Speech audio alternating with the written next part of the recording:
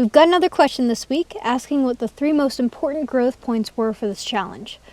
To be honest, it's hard for me to categorize them because the learning process was so gradual that it's only at this point that I'm turning around and looking how far I've actually come. I don't really know I've learned something until it kind of full on hits me in the face, so here's what I think the 3 big realizations I've had so far in terms of learning are.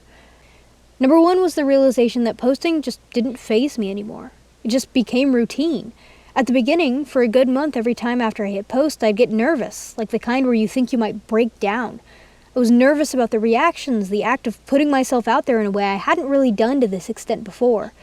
For 4 days at the start of the challenge, I refused to check comments because I was afraid it was just going to be full of people making fun of me.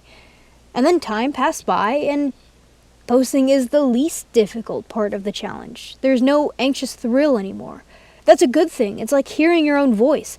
When you're not used to it, it kind of makes you uncomfortable, but the more you work with it, the more normal it feels to hear it. The second realization was when I decided that giving this challenge an arbitrary end date, as in when the fear is conquered, was unattainable. At the very beginning of the challenge, I had no plan for how to end it. I figured it would run for a month or 2, I'd get more used to posting, and then I wouldn't feel bad about my perfectionist tendencies anymore. And that has worked somewhat, but new fears and new problems have cropped up like they always do. If I were to say that this challenge is done when I say it's done, it would probably never end. Setting a goal to hit a year and then move on is the best plan of action for me. The third and most important is when I started limiting the amount of editing rounds I do in other pieces. I don't have time to set these daily ones aside and come back to them later, so I don't do that for these. But with other songs I work on for other projects, I would often get so nitpicky that things would never get done. This challenge specifically has guided me into limiting the amount of editing I do to 2 or so rounds on 2 different days, and then I make myself release it and let it go. It's changed my workflow and allowed me to grow a lot more because now I don't get as stuck and frustrated on songs. I can just let things be.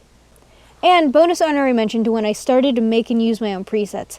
Ableton's default pack instruments are pretty good, but there's a new world open when you can take sounds that you already have and turn them into exactly what you're thinking of. Learning how to effectively use Wavetable for 8-bit sounds has changed my freaking life. Every piece I make isn't complete without a new custom preset of mine. This definitely doesn't cover all the things I've improved on, but it covers some of them. Thank you for the question.